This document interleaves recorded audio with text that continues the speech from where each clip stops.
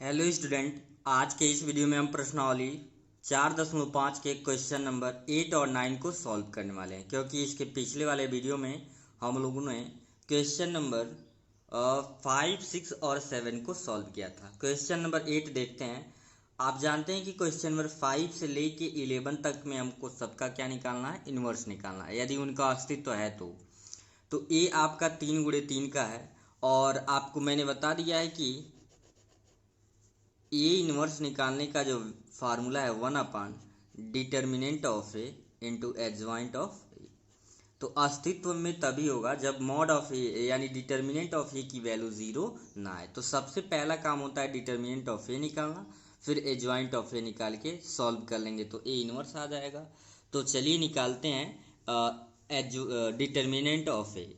Determinant of A निकालेंगे तो ये कुछ हो जाएगा और इसे डिटर्मिनेंट के फॉर्म में लिख देंगे 1 3 5 0 3 2 0 0 -1। ठीक है।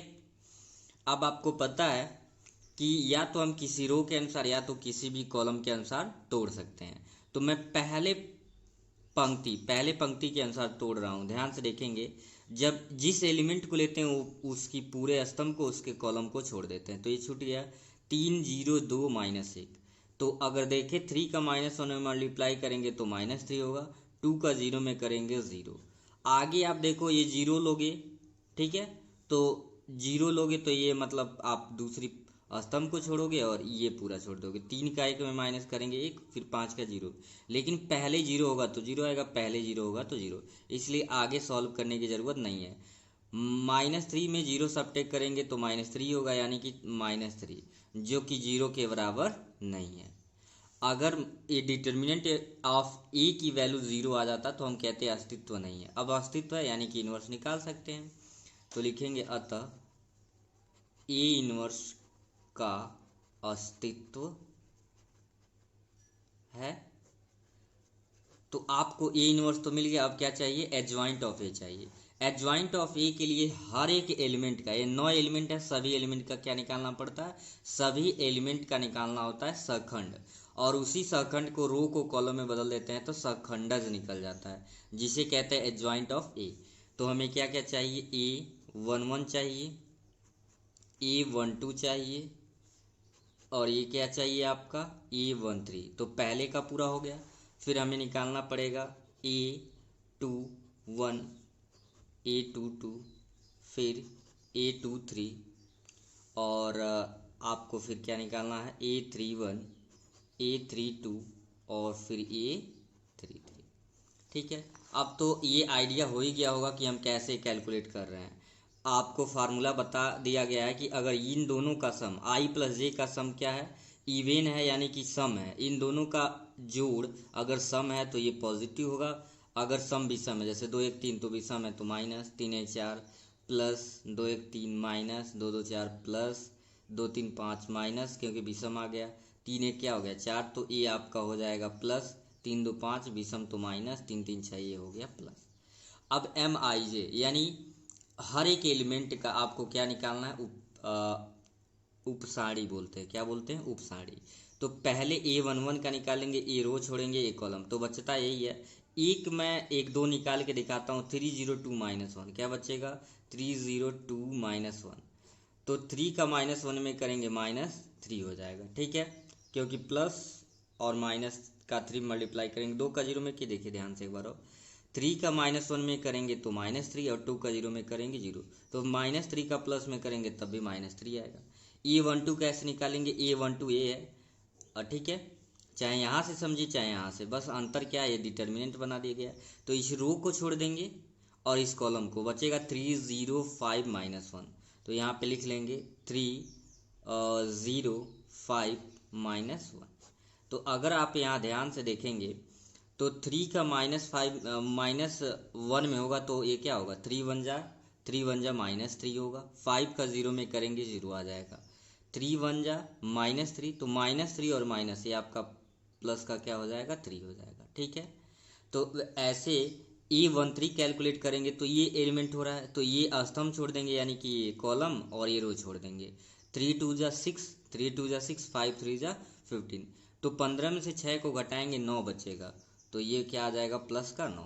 ऐसे ही आप डायरेक्टली क्या कर लेंगे, सॉल्व कर लेंगे। बाकी मैं A21 A22 A23 क्या आया है डायरेक्ट यहाँ पे लिखने वाला हूँ। यहाँ पे थोड़ा सा ध्यान देंगे, जो A13 है यहाँ पे हम लोगों ने जो कैलकुलेट किया था, यहाँ ध्यान से देखेंगे। A13 इस एलिमेंट का उपसारिक, ए रो छोड़ दिए कॉलम, 3 2 जा 6 5 3 जा माइनस का 15, तो 6 माइनस 15 तो माइनस का 9 बचेगा, प्लस इंटू -9 क्या आ जाएगा -9। ठीक है, यहाँ पे आप देख सकते हो। और बाकी एलिमेंट को लिख लिया गया। A21 आपका 0 आ जाएगा, A22 -1 आएगा, तो चाहे 0 चाहे -0 बात तो वही हुआ। ठीक है, आगे अगर हम बात करें A23 -2 आ जाएगा, A31 0 आ जाएगा, A32 -0 आ जाएगा, तो आप इसे 0 भी लिख सकते हैं, इसे 0 भी लिख सकते हैं। A33 + 3 या 3, तो ये सारे आपके सहखंड निकल चुके हैं, इसलिए सहखंड जिसके क्या हो जाएंगे, रो को A11 A12 A13 होगा, रो को कॉलम में बदल दीजिए, A11 A12 A13। ठीक है, और यहाँ पे हो जाएगा A21 A22, और यहाँ पे A23 A31 A32, और ये क्या हो गया 33। ठीक है, अब वैल्यू को यहाँ रख लेंगे। वैल्यू को जब रखेंगे, ये हो जाएगा -3 3 एंड माइनस का 9 0 -1 -2 0 0 3 A31 A32 A33 0 0 + 3 0 0 और सिर्फ यहाँ 3 लिख देंगे। सो हमें डिटर्मिनेंट ऑफ ए और एडजॉइंट ऑफ ए मिल गया, तो लिखेंगे अतः या therefore A inverse is equal to होता है 1 determinant of A into adjoint of A. तो ये 1 क्या हो जाएगा, 1 डिटर्मिनेंट ऑफ ए की जो वैल्यू हमने ऊपर निकाला है -3, और बाकी ये जो निकाला गया है लिख लेते हैं -3 3 -9 0 -1 -2 एंड यहाँ पे देखेंगे 0 0 3।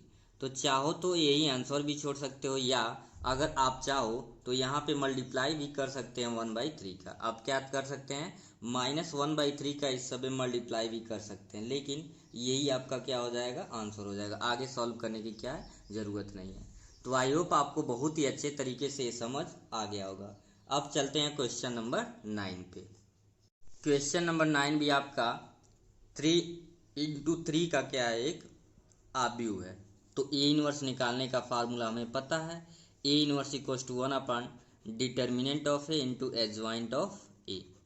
ये शॉर्टकट मेथड होता है, बाकी प्रारंभिक रूपांतरक के द्वारा भी हम क्या करते हैं, इनवर्स निकाल सकते हैं। तो सबसे पहला काम क्या होता है बाबू, हम निकालते हैं डिटर्मिनेंट ऑफ ए। तो डिटर्मिनेंट के फॉर्म में बस लिख देते हैं 2 4 -7 1 -1 और 2 होगा 3 0 1। तो यहाँ पे हम सबसे पहले क्या कैलकुलेट करने वाले हैं, सबसे पहले कैलकुलेट करने वाले हैं कि ए की वैल्यू, डिटर्मिनेंट ऑफ ए की वैल्यू क्या आ रहा है। चलिए नीचे यहाँ पे कर लेते हैं।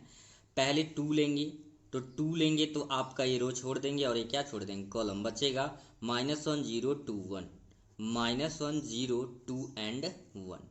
ठीक है, अब आप याद रखेंगे प्लस के बाद से यहाँ क्या आता है माइनस, तो ये हो गया 1। हम पहले पंक्ति के अनुसार इसे तोड़ रहे हैं, तो इस स्तंभ को और इस पंक्ति को छोड़ेंगे। 4 0 -7 1 4 0 -7 1 प्लस माइनस, और यहाँ पे क्या होगा प्लस। अब क्या है आपका 3 है, तो ये आप स्तंभ छोड़ दिए यानी कॉलम और रो। 4 -1 -7 2, तो लिख लेंगे 4 -1 -7 2।